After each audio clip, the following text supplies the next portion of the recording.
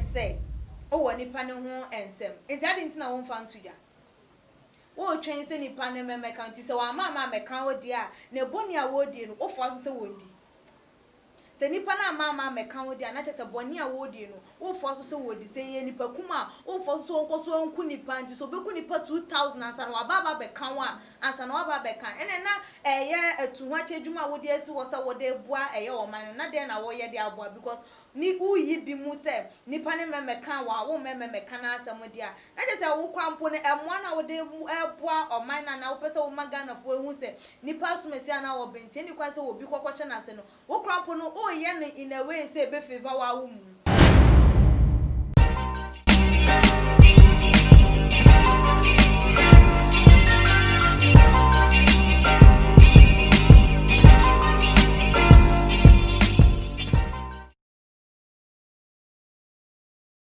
Mama kwa ba strong ko eba too much GH bidin de na ama obuso na dane dano enkomo a edi ehime we my Ghana mu no eno na me de so mo se na mo nso mbetimi ehu de ekoso na ani nya ne se eye honorable Kennedy Japan ever since we share the expose as say was the sit show net 2 ono na kasa ne channel so no engofo dodo na apa bonti ababo na baso se wa ya de wa bono modern pa se ensema ekoso Ghana ha wetu na esimu se wobeyi eya asofo atrifodifo a omo ebo nipa dodo na po eju omusike film so obeyi omoto na obi bia be hu ni gina bia ntinka ya depa na waye it's not sefata se yebebo na sebo na expose na ekono na kofo tie no mu se na ensem tifa akoni de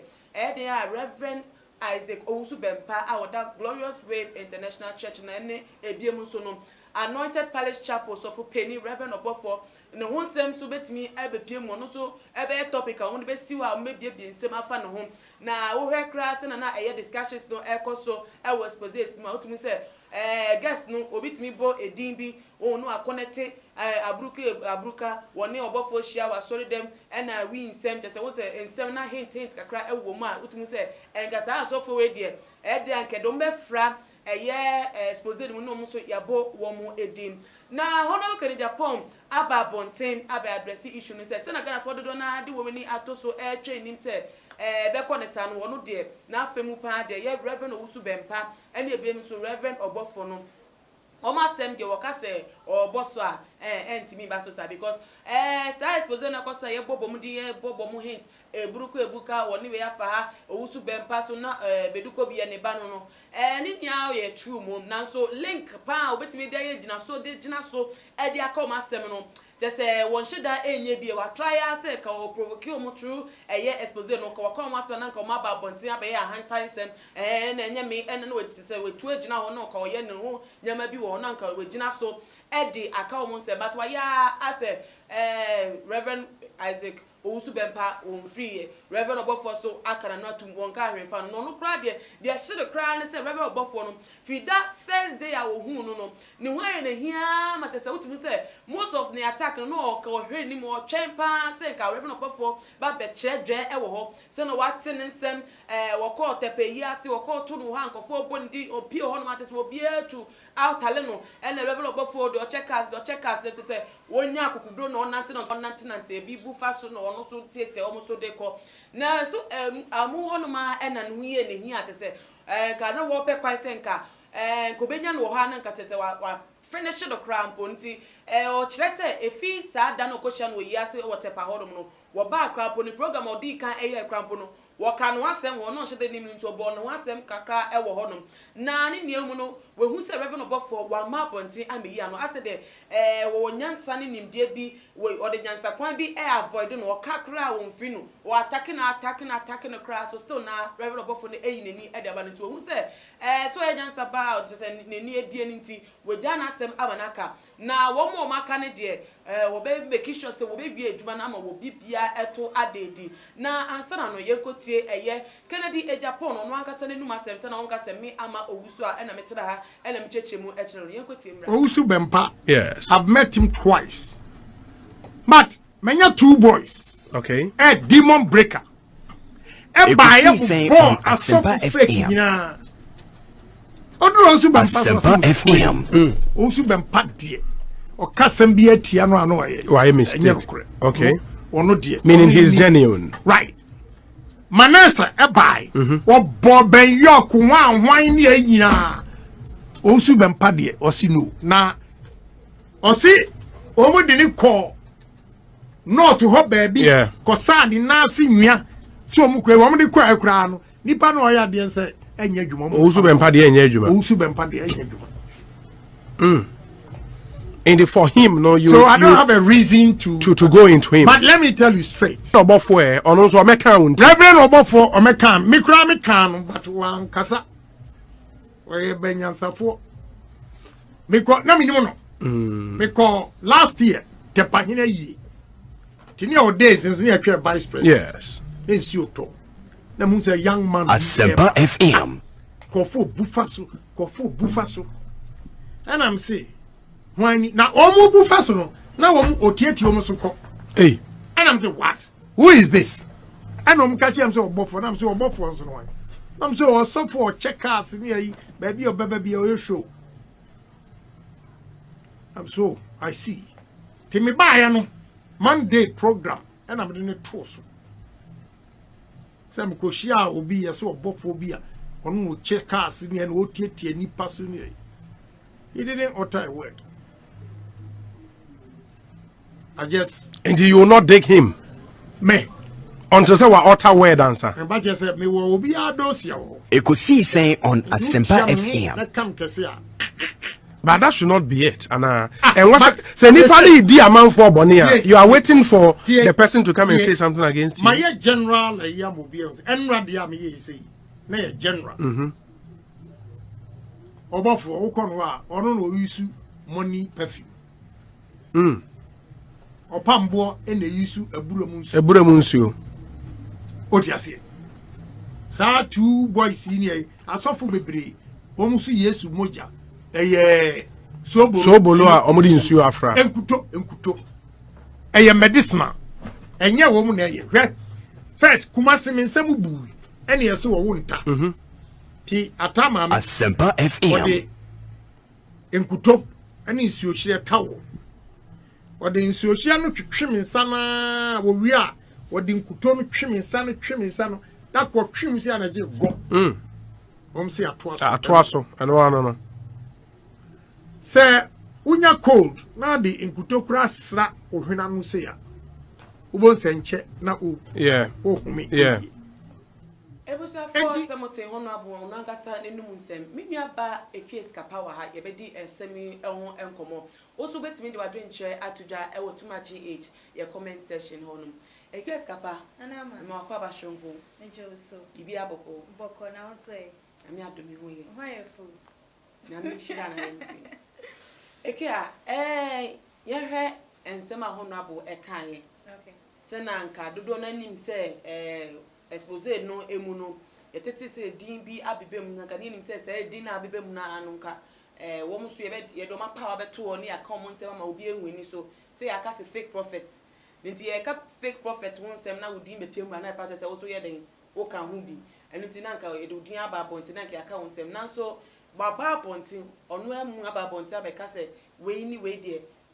o ma sem menka de na wo dwen fam. Nana mama na makonya iso ede achia too much etiefo ene ahwefo. Asema honorable Kennedy Japan eken dia me ameti akwa no me madwumo ye me na kaka. Say wa babonti aba beka say ensem no na say why wadwen nya dwuma why wadwen say wo beye ne de. Wo mu krampo na wo beye de akọ ewo. Na afei dia wasa babonti ba beka say eye wo ma omudin abebe mu ni bi no wuyi ebi esinche na chese wuye nyiyi mu na chese enkofo ekase ebinum di sika brawo ebebe power cho di sika brawo ma wuyi wo mu di film na chese o maga na for ye je atumu se dia wo omo kan eye no kre honorable kasa no ka bi se Reverend Obofo wo won ho nsem ho no I ready say wo kanu no so ba bonti be kananka obe that nsem nya idi am obi ehu nisu na ehun say even Manasseh and ebiem so Michael do demon break o mokasa no mo make references bi demon break aka say Reverend Obofo wonda and na oni wepo ena wo de ada de bia oti moto so no wo twi amache obi ada no wo twi ena biem so na ase so be ka say Reverend Obofo wo another girlfriend we bi a wono so won tafo edemanu anka kwala ne ba kunu ko okoje o mo de akwa ebibi tum se nsem na mu orem te se eyehu na wonim nsem se na wonim se eye crime se na nsem ni tite no eye crime na wo say penyi a oye wutu camera e wo Ghana ha na wo ka se wa beni pema be ka se we mu de waka o mo wanka nti uye si nche no na de no be se ye hu fa Reverend Obofo hu Nana ma say ubusa nsem we ya eye honorable Kennedy Japan in the first place what my ati ase say o wo nipa ne ho ensem enti ade ntina wo mfa ntuja wo twen se nipa ne meme county se wa mama meka odi a na boni a wo di no wo fo so se wondi se nipa na mama meka odi a na che se boni a wo di no wo fo so se wodi se ye nipa kuma wo fo so nkoso nku nipa nti so beku nipa 2000 ansa na wa baba beka wa ansa na wa baba beka ene na eye etu ha chedwuma wo di esi wo se wo de bua eye o man na de na wo ye de aboa because ni uyi bi mu se nipa ne memeka wa wo memeka na asem dia na je se wo kwampo ne emoa na wo de eboa o man na wo pese wo magana fo ehu se nipa sumesi na wo benti ni kwa se wo bi kokkoche na se no wo kwampo no o ye ne in a way se be favor wa wo mu o ye ne we be favor no anu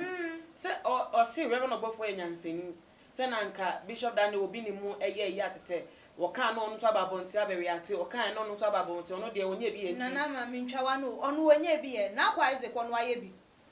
se wono obeka ne de na obebe power cho se o srew ye na asori eben na koma ho enti se like asori ni egu a ono no obewu ni okan ye no obebe ye he so bi ni there be ba wona bugina so say ye because of se wa ba be kan ko a wa ba be pa na cho nko de obe expose no enti se obi ebebe kan ansa na obe expose na obi bebe gigina no ansa na obe expose ni pane dia na se na akwa Isaac kan no so o meme count eni kwan se we expose no na chopa ne se e chopa no de ba ho bra se akwa mu amba se Canada Japan me power chow de me ya no ma sorry ni enti no there be oba na ho bra se o honorable Kennedy me pa chow say ni enti yemfa bibia anye de yentina se yemfa bibia entu ye okana ahobrase kwan so ana okana bufo so there be enti se wo twen se eye Reverend Obofo mo beba be hey ansana wa ba ede na power ba beto no na se ye nipakum e na wo kum o se eye nkofo na wo bu wo mo fa so se ye den e na wo ya nti ye hwe atwe ni mu se nipa no enya nkonkonkosi enya nkonko drum pempen so bia je ye be hu sa fe dia dead awie na ansa na watimi ababonta meka se me wona power say enti me body every that time na enya relevant em fam obia obi ehia because wo kan the tool so ana wo kata so enu tino bia emu ana so obia enje won sam abeka ebiem endi okay ye hwe eye se no ye Bishop Dan obi nim de no utumi se wo ka se ni ana papers eda ho no correct or as evidence proofs or papers that ho pictures or nyama bi obetimi de akire but Reverend Obofo no omo na omo kasa no ase mate na me so mekebi mate na mekebi nti hu ni say maybe only enough proof and I say substance evidence a obetimi de show say na 70 say no mo kan no we na da ho a betimi prove say no kra no nti na ase wo divert efi Reverend Obofo ho ana okay ebetimi ayesa ba ye de yenye ni nyina na omo mbetena ho no mo ka so omate ebi wo ho no omo ka so omahu no kre nipa na ebi wo ho ka so ho se eye demon breaker do oba obeka se wonda otwi moto yi se wo hu yanka wonka ana wote no hu ye se oye no se ane eye oba ye na obeka no oka se eye Reverend Obofo onda edra nwumra wote moto so edre nwume no obi timoto so awo na mhe na wo hu nipa no that means a wo so pie na wo hia nipa no okay enti wo hu ye enti that one no Christ evidence is proof wo so obetimi agina so e de aye bibi enye se because of say ade ni kura won ko ani ebu ho no ma wutimi ka say eyewitness ebu ho no ma say yetimi ko ba bia say an eyewitness nti eyewitness enyoma esisie no say enye ni nyina na ye wo eye camera ebe twa anase bibi ebe ya say eye dia that incident ni esie no why ena na ejina ho bie why na hunu ye nipa ni timi ba na oba ba narrate anka nya sa den senka ensem esisie nyanka nka obi ehunu ememe ka say ebia me hunu ni say eyewitness wo ho kwa na nipa no wa ba be kan wa ka say ona ochi moto ɛyɛ den wodi nani na hu ye wan fa na so na te ye se wotwi moto odi nani ene hu yin nka no kwampo no obetimi e de agina so aye bibi ana se obetimi de a expose no like obema obi ehunu ne nyoma a woye oye Ghana fo bi ka se si woyi Reverend Isaac Owusu Bempa si nchen ene Reverend Obofo si nchen na pa che se se ne kan dada se Reverend Isaac Owusu Bempa oye NPP pastor ana prophet enu nti NPP penifo ene wo ma fre no omo ne si nkonya aka che ne so se yan ka se nipa de untimi yi ne to sa na ahwe krampa Reverend Obofo so ade no ho akobata empenifo yi bia no mo na be kasa sa sem no se do kare bi wo se no mo ka no nana ma wo nim Ghana foi nsem o mo kan se nya no kra nka o mo nka anze wo mu se ye ya ye kan bibi se eye intro bia no kra kakra wo me na no kra bia nso intro kakra wo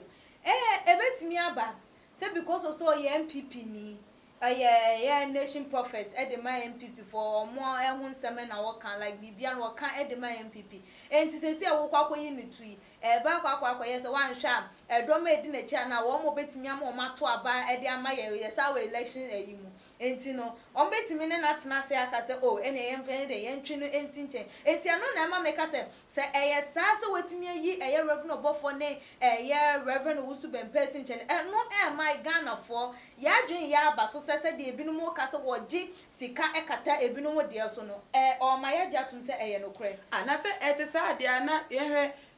wo Daniel Obinim Angel so ono so nka NPP we pastor or no cry campaign otimi di NPP hu nsem be si na so no ye campaign aso dem o muntuma NPP